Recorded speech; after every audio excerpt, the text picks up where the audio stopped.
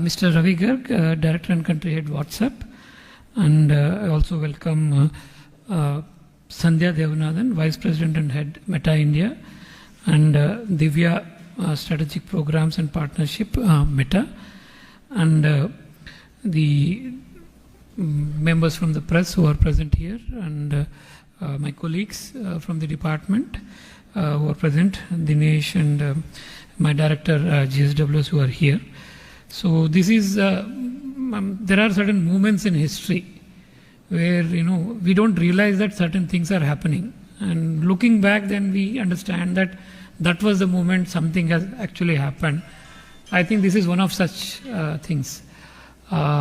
Today, WhatsApp is so ubiquitous, everybody is using it, and it has become the social media platform in which most of the citizens engage among themselves, and citizens also are using it for doing a lot of business transactions. So a lot of transactions happen on WhatsApp. So the vision of the Honorable Minister was that we take the platform, and since already people are used to WhatsApp, we need to bring the government to the doorsteps of the people using the WhatsApp as a platform. So the days are gone where you go to a Tehsildar office to get a caste certificate or an income certificate, and after working in government for 20 years, and I can say that it's not a good experience.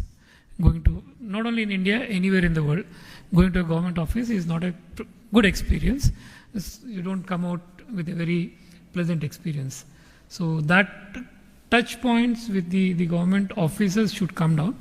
People should be able to access services from the comfort of their, the house and the chair in which they are sitting or traveling and all, so that you don't waste time, and also you get the services delivered quickly.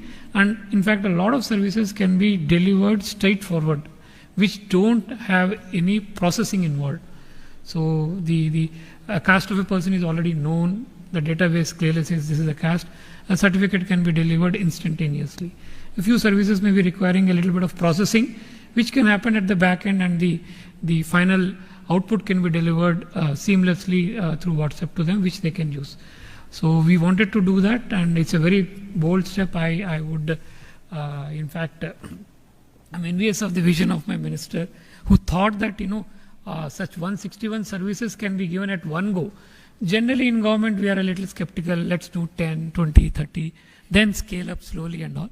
But this is a very grand vision where we wanted to do 160 at one go, and over a period of time, his vision is that all government services should be delivered through WhatsApp to citizens who should be able to ensure that the services are delivered seamlessly. Touch points, physical touch points become as possible. That was the vision with which we are working. I take this opportunity to thank Minister Sir and also the members from Meta, WhatsApp, who have come here, taken all the effort to come here, and also who have their team members who are working behind the back with the IT department, with the RTGS, who have done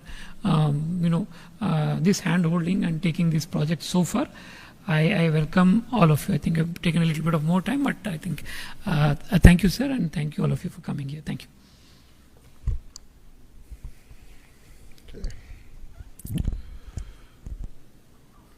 ఇంగ్లీష్లో ప్రారంభిస్తాం, మళ్ళీ Telugu switch అవుతా, ఓకేనా?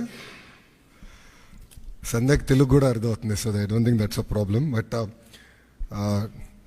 Thank you Sandhya for making it. Thank you Raviji for your support to this project. It means a lot. And of course to Divya, who's been behind the entire project and driving us, to Dinesh in RTG, to Prasad, who's been advising us, to Varaprasad, who's been driving it, and of course Bhaskar Garu, who's joined the team and is now going to lead it from the front. So ఇప్పుడు నుంచి ఏం పని చేయకపోతే ఏమైనా పొరపాట్లు ఉంటే అది భాస్కర్ గారు పొరపాటు, పని చేస్తే అది క్రెడిట్ నాకు. So respected dignitaries, media friends, all of you, thank you very much for making it. As Bhaskar Garu just stated, we all believe it's a historical moment in governance initiative. We have seen our leader Chandrababu Naidu Garu 1.0, and as he's saying, this is his 2.0, and this marks with his change in governance also. And delivery of e-governance, I believe that this is a true transformation that we're going to achieve. Saying that, this is what we call the Manamitra. It's a WhatsApp governance initiative that's going to be launched by the government of Andhra Pradesh and Meta. It's here to deliver seamless, efficient, citizen-centric public service delivery. You know, to this initiative, we believe that Andhra Pradesh is again at the forefront of e-governance initiatives. In the past, the entire nation used to look at Andhra Pradesh and what are we doing so they can adopt. I believe this is the first step in that direction. And from RTG, from IT department, you will be seeing more and more such initiatives coming. Our entire objective is to keep the citizen as center of our universe and look at what are all the touch points of the citizen, how do we resolve their problems, how do we ensure that on a day-to-day issues, both the government and the political system is not relevant. So to get basic documents, why should they come to a government office or why should they meet an MLA is a question, is a challenge that I have taken up. మీ అందరు తెలిసిందే యువగలం పాదయాత్ర చేశాను, 3132 కిలోమీటర్లు నేను నడిచాను. ఈ ఆలోచన నాకు యువగలం పాదయాత్ర నుంచి మొదలైంది. మీరు ఒక్కసారి కానీ మా స్పీచ్లు కూడా మీరు చూస్తుంటే, నా స్పీచ్ చూస్తుంటే నేను పదే పదే చెప్పేవాడిని, ఒక బటన్ నొక్కితే భోజనం వస్తుంది, ఒక బటన్ నొక్కితే సినిమా చూస్తున్నాం, ఒక బటన్ నొక్కితే ట్యాక్సీ వస్తుంది, కానీ ఒక బటన్ నొక్కితే ఎందుకు ప్రభుత్వం మీ దగ్గరికి రావట్లేదు, ఆ ఛాలెంజ్ నేను స్వీకరిస్తున్నానని ఆనాడు చెప్పాను. అందుకే ఈరోజు మన మిత్ర, ప్రజల చేతిలోనే ప్రభుత్వం, ప్రజల చేతిలో పాలన, మాది ప్రజాప్రభుత్వం, ఈ నినాదంతో ఈరోజు ఇది మేము ప్రారంభించడం జరుగుతుంది. యువగలం పాదయాత్రలో అడుగడుగున ప్రజలు ఎదుర్కొంటున్న సమస్యలు నేరుగా తెలుసుకునే నాకు అవకాశం కలిగింది. పొద్దున నేను బస్ దిగి పాదయాత్ర ప్రారంభించిన దగ్గర నుంచి మళ్ళీ తిరిగి బస్ ఎక్కే వరకు ప్రజలతో ఉన్న, కార్యకర్తలతో ఉన్న, నాయకులతో ఉన్న. ఊరు నుంచి ఊరు నేను నడిచేటప్పుడు కూడా అక్కడ ప్రజలతో మాట్లాడేవాడిని, లేదంటే కార్యకర్తలతో మాట్లాడేవాడిని, నాయకులతో మాట్లాడేవాడిని, వాళ్ళ సమస్యలు నేను తెలుసుకునేవాడిని. అది జరిగినప్పుడు నేను రైతుల్ని కలిసా, మహిళల్ని, విద్యార్థుల్ని, కుల వృత్తుల వాళ్ళని కూడా కలుస్తాం జరిగింది. వాళ్ళందరినీ కలిసినప్పుడు వాళ్ళు ఒకటే అడిగారు, పద్దాక మమ్మల్ని మా కాస్ట్ సర్టిఫికేట్ ఉందంటే ప్రతి ఇన్ని నెలలకు ఒకసారి మిమ్మల్ని ఎందుకు తీసుకోవాలి, ఇన్కమ్ సర్టిఫికేట్ ఉంది మళ్ళీ మేము అధికారుల దగ్గరికి ఎందుకు వెళ్ళాలి, పవర్ బిల్ చెల్లించాలంటే ఎందుకు సీమ్లెస్గా మేము చెల్లించలేకపోతున్నాం, లేదంటే ఆర్టీసీ టికెట్ తీసుకోవాలన్నా మేము బస్ ఎక్కిన తర్వాత ఎందుకు తీసుకోవాలి, ముందర మేము ప్లాన్ చేసి ఎందుకు తీసుకోకూడదని పదే పదే నన్ను అడగటం జరిగింది. ఇంతేకాకుండా మీరు చూస్తే గత 5 సంవత్సరాల పరిపాలనలో నేను అనేక సందర్భాల్లో సర్టిఫికెట్ రానికుండా చేసిన పరిస్థితులు చూసాం. అంటే అది చూసిన అది ఎందుకు అట్లా ఉండాలి. మీరు చూస్తే దుగ్గిరాల నియోజకవర్గంలో ఒక ఎంపీటీసీ గారు పోటీ చేస్తుంటే, దుగ్గిరాల మండలంలో ఎంపీటీసీ గారు పోటీ చేస్తుంటే సర్టిఫికెట్ ఆనాడు ఇవ్వలేదు, కావాలని బీసీ సర్టిఫికెట్ ఇవ్వలేదు. సో ఆ రోజు నాకు అర్థమైంది సిస్టంలో ఒక లోపం ఉంది, ఇది కరెక్ట్ చేయాలి, ఎవరు ఇట్లా సర్టిఫికెట్ కోసం ఎవరు ఇబ్బంది పడకూడదు అనే ఆలోచనతో మొదలైంది. మీరు చూస్తే ఇప్పుడు అందరి జోబులో, ప్రతి ఇంట్లో ఒక స్మార్ట్ ఫోన్ ఉంది, అందరి జోబులో స్మార్ట్ ఫోన్ ఉంది. మా అంచనా ప్రకారం 60% మందికి స్మార్ట్ ఫోన్ అనేది ఈరోజు ఉంది. దాంట్లో ప్రధానంగా వాట్సాప్ అనేది అందరు ఇన్స్టాల్ చేసుకుంటారు. మీరందరూ కూడా వేలాది గ్రూపుల్లో ఉంటారు. నాకు కూడా ప్రభుత్వం పొరపాట్లు చేస్తే నాకు కూడా ఇక్కడున్న మీడియా మిత్రులతో సహా ప్రజలు కూడా మెసేజ్లు చేస్తాం జరిగింది.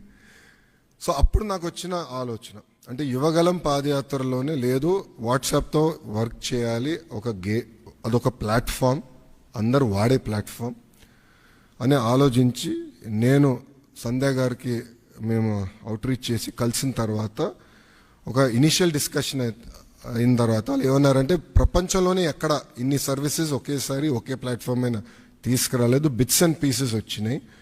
సో ఆర్టీసీ చేసి ఉండొచ్చు, లేదంటే మున్సిపాలిటీ చేసి ఉండొచ్చు, ఎవరు వాళ్ళు చేశారు, యాజ్ అ స్టేట్ ఎవరు చేయలేదు. ఇది వన్ ఆఫ్ ఇట్స్ కైండ్, మీరు చేయగలుగుతారా, అవుతుందా, మార్పు మీరు సిస్టంలో తీసుకురాగలుగుతారా అని నన్ను అడిగారు. సో అక్టోబర్ 22, 2024లో ఢిల్లీలో MOU ఒప్పందం కుదుర్చుకుంటాం జరిగింది. ఆ రోజు నేను ఛాలెంజ్ స్వీకరించాను. డిసెంబర్ నెలాఖరికల్లా లాంచ్ చేస్తామని మేము చెప్తాం జరిగింది. వాస్తవంగా ఒక నెల ఎక్కువ తీసుకున్నాం. సో 3 నెలలు 9 రోజుల తర్వాత, అంటే MOU సంతకం పెట్టిన 3 నెలలు 9 రోజుల తర్వాత ఇది లాంచ్ చేస్తాం జరిగింది. ఇది మీరు ఒక్కసారి చూస్తే 36 డిపార్ట్మెంట్లని ఇంటిగ్రేట్ చేయాలి. సో ఇది చాలా చాలా కాంప్లెక్స్ ప్రాజెక్ట్. మొదటి విడతలో 161 సర్వీసెస్ లాంచ్ చేస్తున్నాం. మా టీం చెప్పొద్దన్నారు, బట్ నేను చెప్తున్నాను ఈరోజు, రెండో విడతలో 360 సర్వీసెస్ మేము లాంచ్ చేస్తాము. There is no debate, no discussion, we will launch. So ప్రజలకి ప్రభుత్వం మధ్యన ఇదొక ప్లాట్ఫామ్గా ఏర్పాటు చేసి రియల్ టైం సర్టిఫికేట్స్ వాళ్ళకి డెలివర్ చేసే బాధ్యత మన ప్రభుత్వం తీసుకుంటుంది. దాంట్లో భాగంగా మీరు చూస్తే నేను కూడా మా టీంని పదే అడిగింది, ఇక్కడ సర్టిఫికేట్స్ కూడా మేము ఇష్యూ చేసినప్పుడు దానిపైన స్పెసిఫిక్ QR కోడ్ ఉంటుంది. ఎందుకంటే మీరు ఆథెంటిసిటీ గురించి మీరు అడుగుతారు నాకు తెలుసు, అందుకే ముందలే ప్రియంప్ట్ చేస్తున్నా. QR కోడ్ అనేది ప్రతి సర్టిఫికేట్ పైన ఉంటుంది. ఆ QR కోడ్ స్కాన్ చేస్తే ఏపీ గవర్నమెంట్ వెబ్సైట్కి లింక్ వెళ్తుంది. ఆ ఏపీ గవర్నమెంట్ వెబ్సైట్ పైన క్లియర్గా సర్టిఫికేట్ పైన ఉండాల్సిన పేరేంటి, వివరాలు ఏంటి వెబ్సైట్ పైన కనపడుతుంది. సో ఎవరు ఫేక్ సర్టిఫికేట్లు జనరేట్ చేసేదానికి అవకాశం ఉండదు.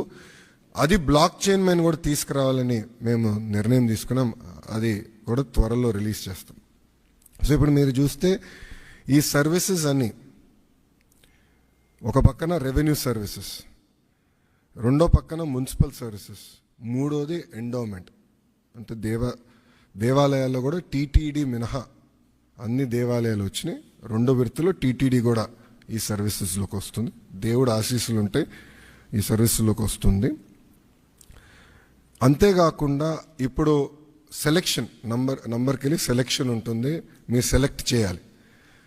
నెక్స్ట్ ఫేజ్లో AI బాట్ మేము అమలు చేస్తాం. సింపుల్గా మీరు వెళ్ళి నాకు బస్ టికెట్ ఈ ఊరు నుంచి ఈ ఊరికి రావాలంటే సింపుల్గా డన్, ఇది ప్రైస్, మీరు డబ్బులు కట్టండి bus ticket will be issued. అట్లా AI బాట్ పెట్టాలని మేము నిర్ణయం తీసుకున్నాం. రెండో విడతలో చేద్దాం అనుకున్నాం. అంతేకాకుండా వాయిస్ కూడా, అంటే ఇంగ్లీషే కాకుండా తెలుగు భాషలో కూడా డైరెక్ట్గా చెప్తే సిస్టమ్ రెస్పాండ్ అయ్యే విధంగా చేయాలని మేము నిర్ణయం తీసుకున్నాం. వాస్తవంగా ఇది ప్రపంచంలోనే ఎక్కడ చేయలేదు, తొలి రాష్ట్రం మనం. ఇది కూడా మేము నేర్చుకుంటున్నాం దీంట్లో. ఇది పర్ఫెక్ట్ అని నేను అన్ను. లోడ్ టెస్టింగ్ అన్నీ చేసాం, ఇంకా నేర్చుకోవాల్సిన అవసరాలు చాలా ఉన్నాయి మాకు. ఎక్కడన్నా ఆంధ్రుడు వచ్చి లాగిన్ అయ్యి ఎక్కడన్నా ట్రాన్సాక్షన్ ఆగిపోతే ఇమీడియట్గా మేమే తిరిగి ఫోన్ చేయాలని నిర్ణయం తీసుకున్నాం. ఎక్కడ ఫెయిల్ అయింది, ఎందుకు ఫెయిల్ అయింది, సిస్టంలో లోటుపాట్లు ఏమున్నాయని మేము తెలుసుకుంటాం జరుగుతుంది. ఈ సిస్టమ్ని మెరుగుపరుచుతాం. అంతేకాకుండా ఇప్పుడు రియల్ టైం గవర్నెన్స్లో కూడా ఇంటిగ్రేషన్ ఆఫ్ డేటా అన్ని డిపార్ట్మెంట్స్ నుంచి జరుగుతుంది. అన్ని డిపార్ట్మెంట్స్ డేటా తీసుకొచ్చి ఒక డేటా లేక్ క్రియేట్ చేసి సీమ్లెస్ సర్వీసెస్ ఆంధ్రులకి అందించాలని లక్ష్యంతో మన ప్రభుత్వం పనిచేస్తుంది. సో ఇది బ్రాడ్ ఎజెండా. ఇది గత 3 నెలలుగా టీమ్స్ అహర్నిశలు కష్టపడ్డారు. గత 15 రోజులుగా స్ట్రెస్ టెస్టింగ్ కానివ్వండి అన్నీ చేస్తాం జరుగుతుంది. ఇంకా ఫైన్ ట్యూన్ చేయాలనేది నాకు ఇంకా అర్థమైంది. ఇదొక జర్నీ, ఇది డెస్టినేషన్ కానే కాదు.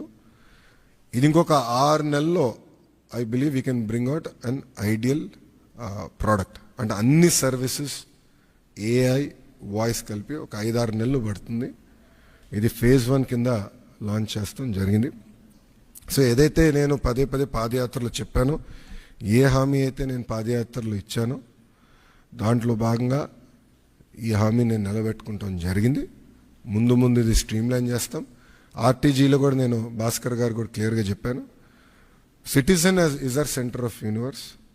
సిటిజన్ సర్వీసెస్ మనం డెలివర్ చేయాలి, అతనుకున్న పెయిన్ పాయింట్స్ అన్ని మనం రిజాల్వ్ చేయాలని పదే నేను భాస్కర్ గారు కూడా చెప్తాం జరిగింది. ఆ దిశగా మన ప్రభుత్వం ముందరికి వెళ్తుంది. ప్రజలే చూస్తారు వచ్చే 6 నెలలు, సంవత్సరం లోపల ఎంత మార్పు వస్తుందనేది ప్రజలే గమనిస్తారని ప్రజలందరూ తెలుపుకుంటూ